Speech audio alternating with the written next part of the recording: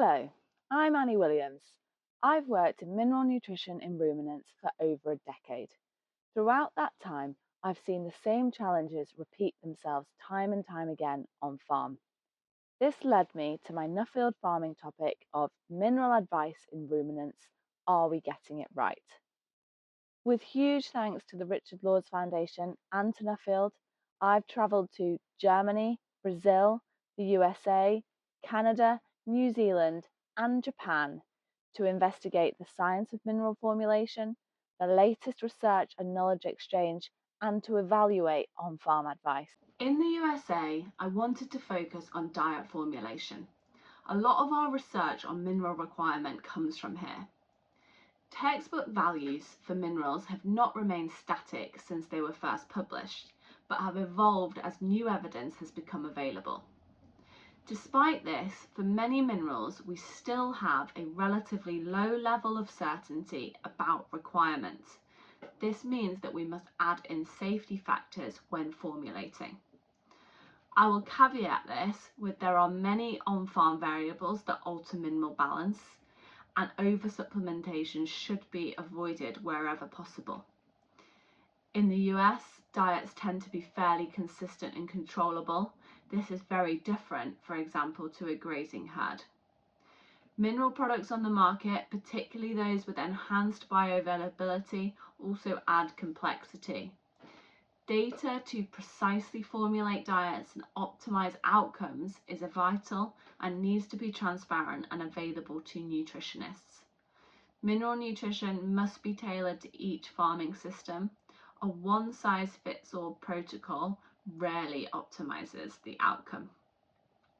In the US, I was particularly impressed with the rate of change and the responsibility that academics take for implementation of new research on commercial farms. I think this approach could speed up adoption of new ideas in the UK.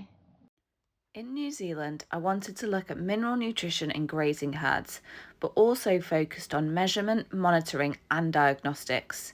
These should be used as strategic tools to provide information to decision makers about current nutritional strategy and any changes that may be advantageous. Providing information rather than just data is critical here.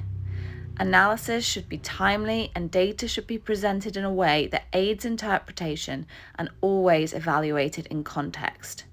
I saw some great examples of this in New Zealand, from grass analysis showing plant and animal mineral requirement to strategic use of blood and liver analysis in spring calving dairy herds.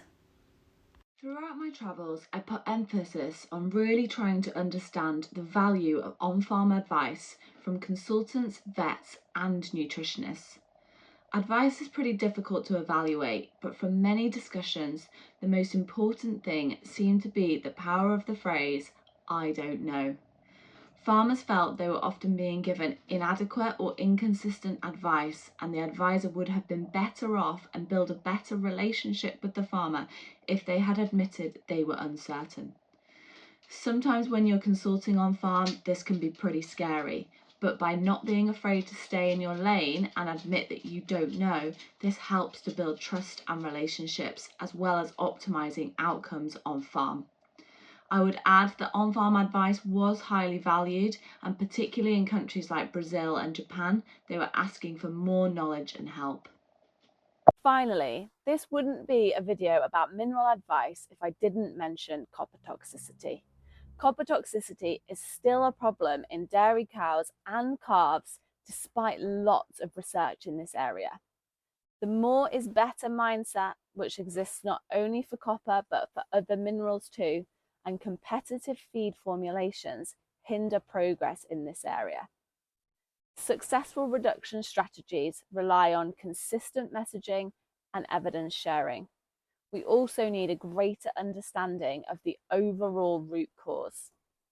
Lessons learned from copper could be applied to future efforts to align mineral supplementation strategy with evolving scientific understanding for improved animal health and performance. If you would like to learn more, my Nuffield report goes into much more details on the challenges and also provides some recommendations for the future.